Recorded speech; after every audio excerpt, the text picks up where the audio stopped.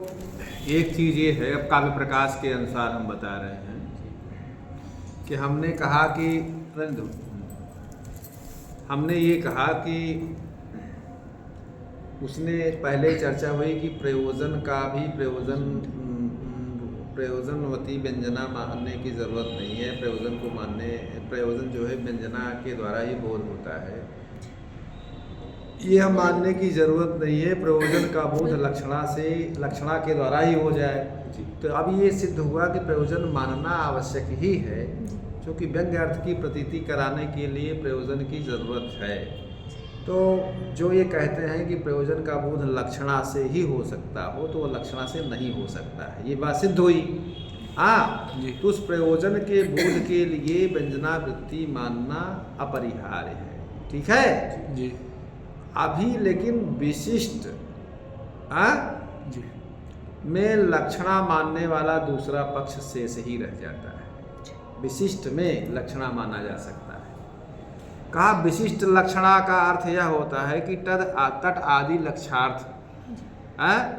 के बोध के साथ साथ, जैसे गंगायाम घोषा है, तो गंगायाम घोषा में तट जो है लक्ष्य है, तो कहा कि लक्षार्थ बोध के साथ साथ सहित पावनत्वादि प्रयोजनों का भी बोध हो जाए। तो यही है प्रयोजन विशिष्ट में लक्षणा मानना, ठीक है। लक्षणा केवल तट का नहीं अपितु सहित पावनत्वादि जो प्रयोजन विशिष्ट तट का बोध कराती है, उसके बोध के लिए लक्षणामूला व्यंजना मानने की आवश्यकता नहीं है। विशिष्ट लक्षणावाद का खंडन अब ग्रंथकार ने क्या नाम से एक युक्ति दिया विशिष्ट लक्षणावाद का खंडन करने के लिए, ठीक है। कहा कि प्रयोजनेन सहितम लक्षणीयम न युज्यते ज्ञानस्य विषयोऽन्यः फलमन्यत् उदाहृतम्। कहा कि देखिए, ज्ञान का विषय और ज्ञान का फल, इसमें एक दार्शनिक चीज़ें हैं, ये समझना जरूरी है। कहा ज्ञान का जो विषय है और ज्ञान का जो फल है, समझे ना जी। इन दोनों, ये दो अलग अलग होते हैं। ज्ञानस्य विषयो अन्यः फलम अन्यत् उदाहृतम्, ये अलग अलग होते हैं, उनको एक साथ नहीं मिलाया जा सकता, एक साथ उसकी उत्पत्ति नहीं होती, क्योंकि दोनों का एक साथ न मिल करके अलग अलग उनकी प्रतीति माननी पड़ेगी। क्यों? ज्ञान का विषय और फल में कार्य कारण भाव है। ज्ञान के विषय और ज्ञान का फल में कार्य कारण भाव है। तो ज्ञान का विषय ज्ञान का कारण हुआ करता है, ज्ञान का विषय ज्ञान का कारण हुआ करता है, और ज्ञान का फल ज्ञान का कार्य हुआ करता है। तो इसलिए उसकी समकालीन उत्पत्ति नहीं मानी जा सकती। पहले कारण होता है कि पहले कार्य? पहले कारण। जी। कार्य नियत पूर्ववृत्ति कारणम, कार्य के पूर्व जो रहता है उसको कारण कहते हैं। तो कार्य और कारण में एक साथ उत्पत्ति प्रतीति नहीं होती है। कारण और कार्य में अलग अलग है जी। समकालीन प्रतीति नहीं होती, अलग अलग प्रतीति माननी पड़ेगी, उत्पत्ति माननी पड़ेगी, ठीक है जी। इसके लिए दार्शनिकों ने, जैसे न्याय शास्त्र नैयायिकों ने अनुव्यवसाय सिद्धांत को प्रतिपादित किया है। कहा कि विषय से उसका ज्ञान उत्पन्न होता है, विषय से उसका ज्ञान उत्पन्न होता है। जैसे घट है या नील है, ये विषयों का ग्रहण तो प्रत्यक्ष प्रमाण आदि से होता है। जैसे आप कभी गए तो घट को देखे, नील घट को देखे, तो कैसे देखे? प्रत्यक्ष प्रमाणों से ना, क्या नाम से उसका होता है ना, उसका ज्ञान जी। परंतु ज्ञान का ज्ञान कैसे होता है? ज्ञान का ज्ञान कैसे होता है, ये प्रश्न होता है जी। घट को तो प्रत्यक्षादि प्रमाणों के द्वारा आप जानते हैं, लेकिन ज्ञान का ज्ञान कैसे होता है, इस प्रश्न के समाधान के लिए नैयायिक जो है अनुव्यवसाय की कल्पना करता है। नैयायिकों ने अनुव्यवसाय की कल्पना की। कहा अनुव्यवसाय का अर्थ होता है ज्ञान का ज्ञान, ज्ञान का ज्ञान। जैसे अयं घटः, इस प्रकार का ज्ञान होता है। कोई घड़ा को देखता है तो क्या कहता है? अयं घटः, ठीक। तो पहला ज्ञान जो है व्यवसायात्मक ज्ञान कहलाता है। ठीक है। जी पहले तो देखोगे अयं घटा, यह जो कहो ये व्यवसायात्मक ज्ञान हुआ। उसके बाद अहं घटम जानामि, मैं घट को जानता हूँ, अर्थात मुझे घट का ज्ञान होता है। यह जो दूसरा ज्ञान है ये अनुव्यवसायात्मक है। ये क्या है? अनुव्यवसाय अनुव्यवसायात्मक है, ठीक है ना। जी तो अयं घटा जो यह पहला ज्ञान है, यह अयं घटा जो प्रथम ज्ञान का विषय क्या होता है? घट होता है। जी हाँ, ज्ञान का विषय क्या है? घट। घट है। घटम अहम जानामि, या घट ज्ञानवान अहम, दूसरे ज्ञान का विषय क्या होता है? घट ज्ञान होता है, ठीक है। जी तो पहला व्यवसायात्मक ज्ञान अपने विषय घट से उत्पन्न होता है, हाँ? जी इसी प्रकार दूसरा ज्ञान अपने विषय व्यवसायात्मक घट ज्ञान से उत्पन्न होता है, समझे? जी इसीलिए वह अनुव्यवसायात्मक कहलाता है, इसीलिए इसको अनुव्यवसाय कहलाता है। तो अनुव्यवसाय घट ज्ञान का फल होता है। अनुव्यवसाय जो है घट ज्ञान का फल होता है। फल होता है। अर्थात घट ज्ञान के विषय घट से उस घट ज्ञान का फल अनुव्यवसाय जो है भिन्न है, ठीक है। जी तो इसलिए विषय तथा ज्ञान के फल को अलग अलग मानना ही उचित है। एक साथ जो है दोनों की समकालीन उत्पत्ति मानना उचित नहीं है। ये नैयायिकों के सिद्धांत हैं, ये नैयायिकों का सिद्धांत है जो मैंने अभी आपको बताया। अब मीमांसकों का भी सिद्धांत इसमें है। जी मीमांसक जो है, मीमांसक का जो है सिद्धांत जो है थोड़ा सा नैयायिकों के सिद्धांत से भिन्न है।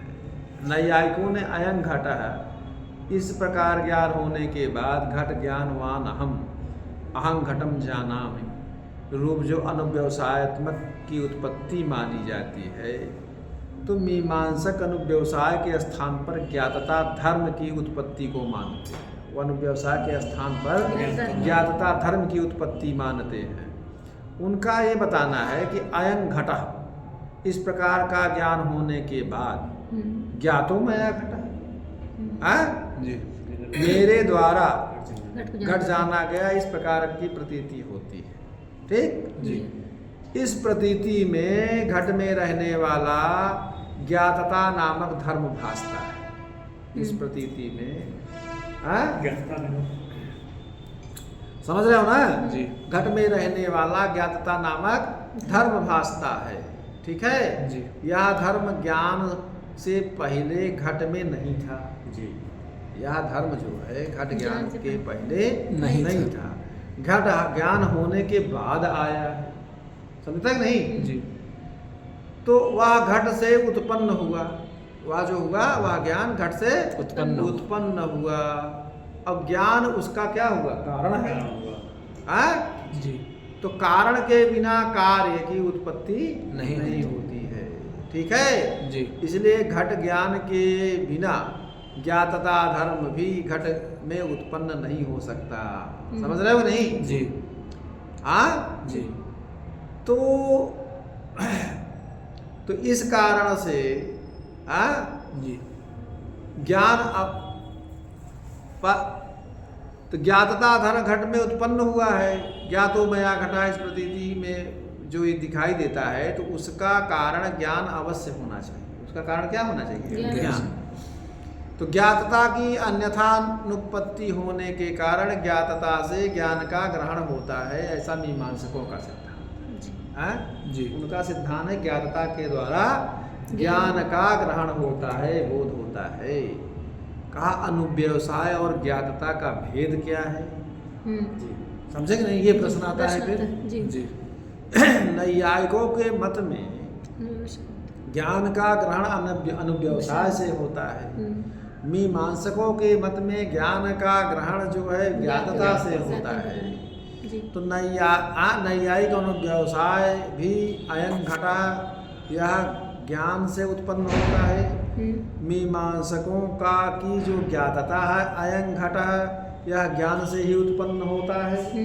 समझे कि नहीं? जी फिर इन दोनों में मौलिक अंतर क्या है? यह प्रश्न बड़ा जन्मदिन है, जी समझे ना? जी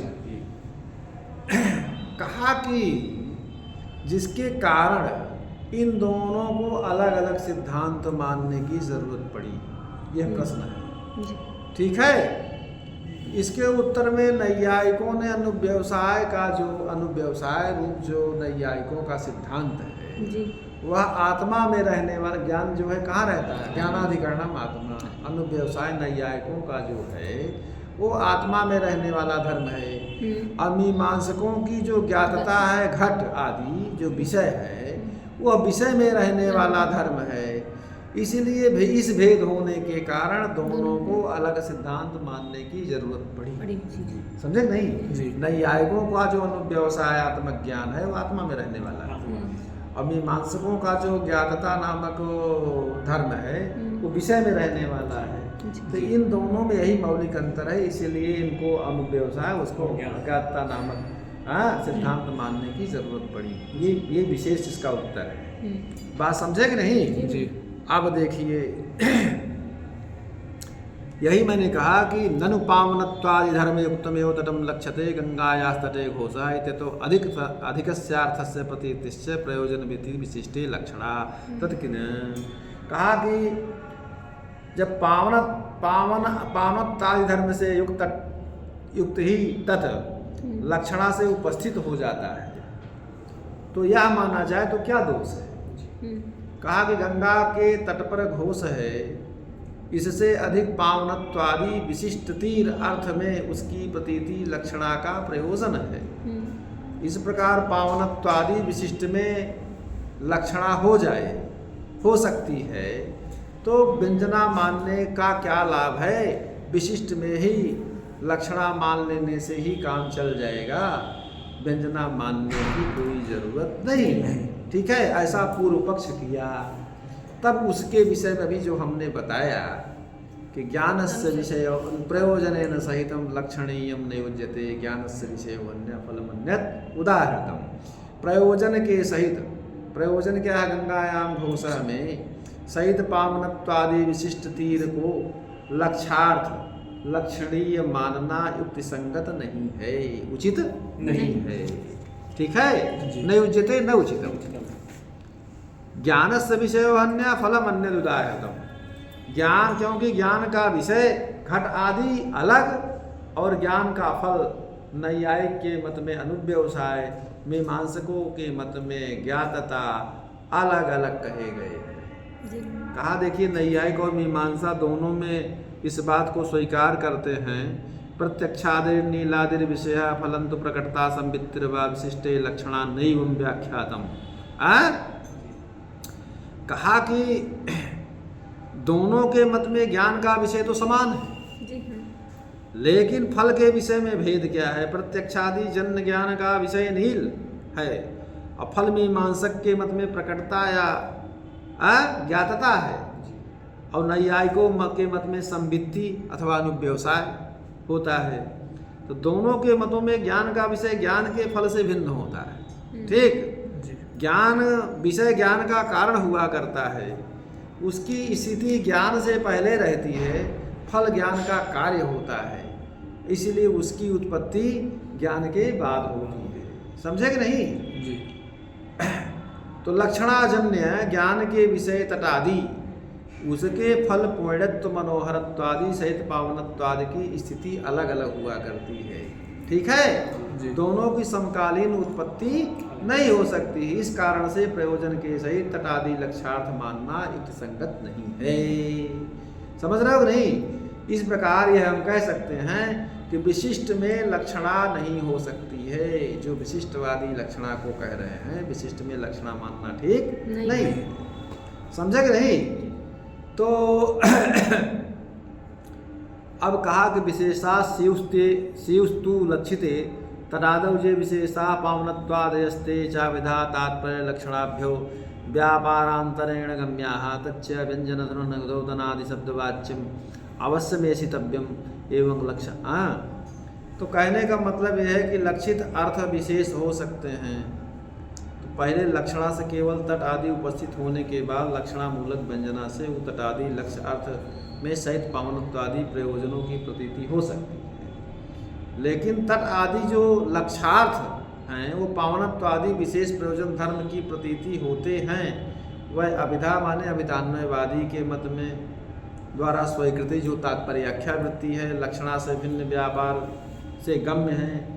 व्यंजना ध्वनन द्योतन आदि शब्दों से वाच्य वह व्यंजना व्यापार अवश्य मानना पड़ेगा, मानना चाहिए, क्योंकि उसके बिना प्रयोजन आदि का बोध नहीं हो सकता है। इस प्रकार लक्षणामूला व्यंजना का जो वर्णन है हम आज पूर्ण किए। समझे कि नहीं? लक्षणामूलम व्यंजनम उक्तम, ठीक है, कह चुके। अब अभिधा मूला व्यंजना को अब हम कल बताएंगे।